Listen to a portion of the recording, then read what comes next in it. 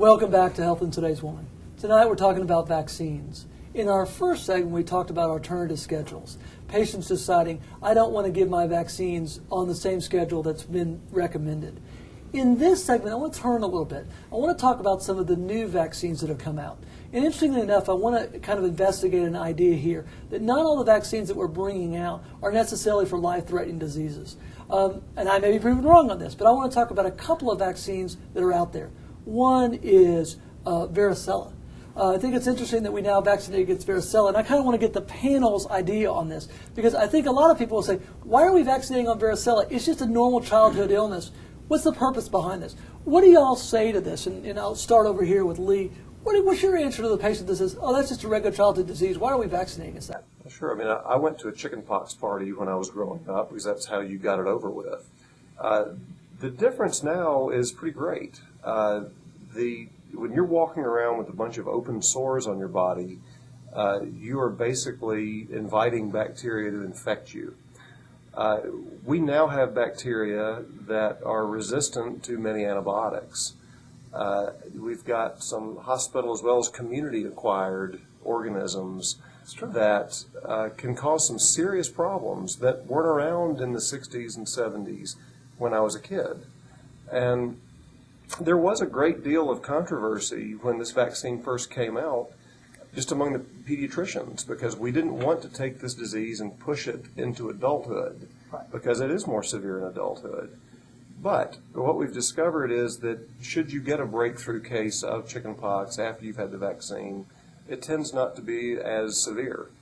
And you still have complications from chickenpox, like you can get a varicella encephalitis, which is an infection of the brain.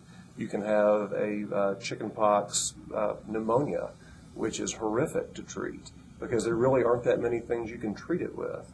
So it's easy to think of it as this kind of nice benign disease that we all grew up with, but the fact that we have resistant bacteria makes it a completely different picture now. That's an interesting thing, one I hadn't thought about, actually. When I was thinking about this show, that didn't even dawn on me, the fact that we are exposing ourselves to different things. Derek, I want to turn it to you on this one. I want to ask you, and you may not know the answer, and Kathy may know the answer, but I think a lot of people would like to know, if you take the varicella vaccine, for example, like I did, can you get shingles when you're older? Do you know? Shingles is something that comes from yourself. And so the herpes virus, chickenpox is in the herpes family. And natural virus, of course, once you get it, stays with you for life. It lives in your nerves, and it can come back as shingles when you're stressed in a nerve distribution and it hurts terribly. Right. The vaccine virus is a weaker virus, and so we're hoping that it would cause less shingles because it's a tiny, weaker virus. So as people grow up who are vaccinated, we're hoping we see an impact on shingles. And they do have now a vaccine using the chickenpox vaccine, 14 times the dose that you give a kid.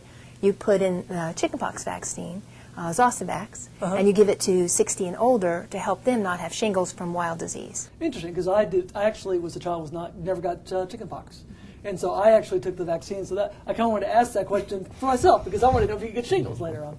Derek, I want to turn another one. There's another vaccine out there I want to kind of throw to you, and that is this whole idea of the rotavirus. And Lee had mentioned it in our first show a little bit about rotavirus and how it's changed things. You know, this is another one that we question. We're giving a lot of vaccines now. Yes. You know, and in America, we're probably not going to die from dehydration. In the third world, it's yes. What do you say to somebody that comes to your office and says, hey, why are we doing this?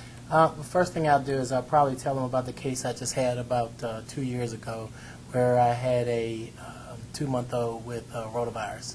And they had not received the vaccine because they were coming from a different state, and the pediatrician chose not to start the rotavirus vaccine. Oh, sorry, the child was about 4 months old, and chose not to start the rotavirus vaccine. And so this child got rotavirus, had about 20 stools a day, and you're talking in a 4-month-old, so they can get dehydrated really quickly, and was vomiting.